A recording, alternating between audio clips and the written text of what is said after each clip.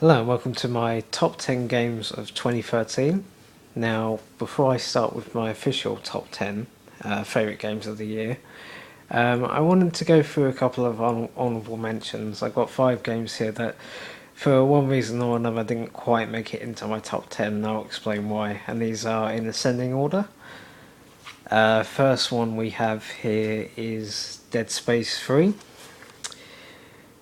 And although it had some positives in that the co-op is some of the best co-op I've played in quite a while. It doesn't really feel that scary anymore compared to the previous 2 games. I feel like this has kind of jumped the shark, so to speak, in terms of like survival horror. It's sort of more in the realms of a action shooter now. But it's a hell of a lot better than something like Aliens Colonial Marines, let's put it that way. And it is kind of similar as well, like there are moments where you fight against humans as well, which is, I don't know, I don't know, I just didn't really feel like Dead Space anymore, personally. But it's still a good game, it's just not a great survival horror, in my personal opinion. But it's good enough for me to give it an honourable mention at least. So, right, next up we have Sly Cooper Thieves in Time on the PS3. Now, this is not basically Sucker Punch. Have sort of moved on to the Infamous series, and Senzuru Games, I believe it's called. They've sort of picked up where Sucker Punch left off with Sly Cooper 3, and yeah, it's pretty good. It sort of follows along the same lines of the previous games. It follows the same template, so to speak, and it's got an interesting story to it, and that there's a villain who's sort of travelling through time, slowly erasing the history of the Furious Raccoonus, and basically the pages are like missing. It's up to you, Sly, Murray and Bentley, to stop that from happening. And it's an interesting premise, and I kind of enjoy that. And the game actually looks beautiful as well. There's a lot of interesting locales, and a couple of interesting mini games thrown in as well. The reason it's not in my top 10 is because I didn't actually get around to beating this game, and also, as I said, it kind of follows the template of the previous games. It doesn't really do a whole lot new, in my view, at least. So, but yeah, it's still a good game, and I definitely recommend it if you're sort of on the fence about it. Next up, we have Resident Evil Revelations. And I have to say, I enjoyed this a hell of a lot more than both Resident Evil 5 and 6. Although I did like those games, they weren't great Resident Evil games. This one definitely sort of goes back to its roots. In terms of, you don't have like a whole lot of ammo. You have enough to sort of get by, but you have to be sort of very careful with it. It still has like the same over-the-shoulder controls of Resident Evil like 4 onwards, but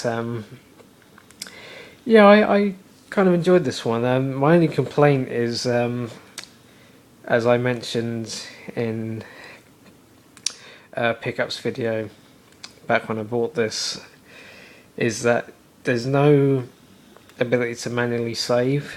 So if you die like within a chapter, you have to do that whole chapter again. That can be really frustrating. It really does bring the game down quite a lot. The reason it's not in my top 10 is simply because this is like a port of the 3DS game that came out last year. So that's why I couldn't officially put it into my top 10, but it's good enough for me to at least give it an honourable mention. So Pretty much the same deal with the next game I have here, and that's Diablo 3, or Diablo 3, depending on how you pronounce it.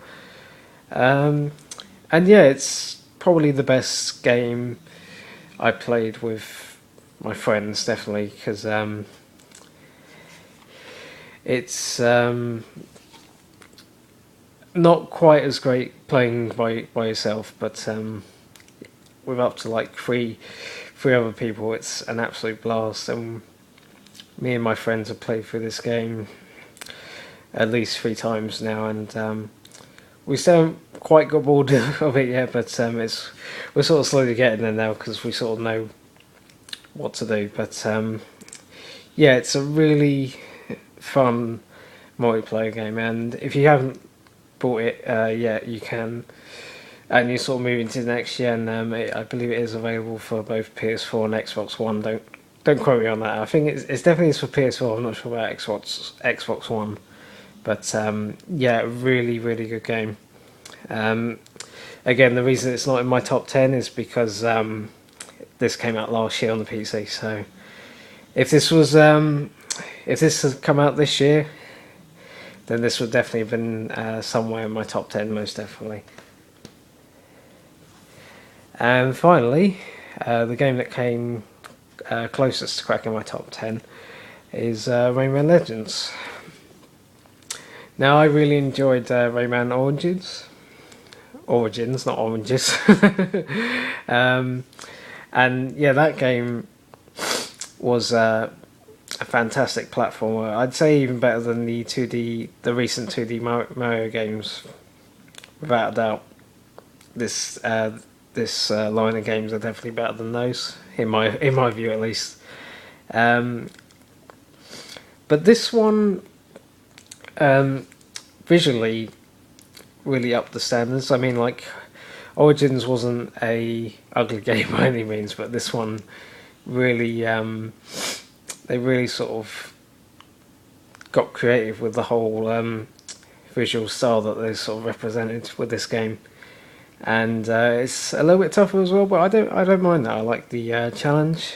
There's actually certain times where you can actually go back to some levels from Origins as well, and the new levels are absolutely fantastic as well, especially Castle Rock. I absolutely love that stage, and yeah, really really fantastic platform. One of the best platformers I've played in a long time. The only reason I didn't put this in my top 10 is like Sly Cooper, is that I didn't actually properly finish it. If I had, this definitely would have been probably in the sort of top 8, top 7 mark, but unfortunately I didn't have time to beat it fully. But I highly recommend this game if you haven't played it, had a chance to buy it yet. Absolutely fantastic game. Okay, and that is it for my honourable mentions. In the next video I shall reveal what is my 10th favourite game of the year. Stay tuned.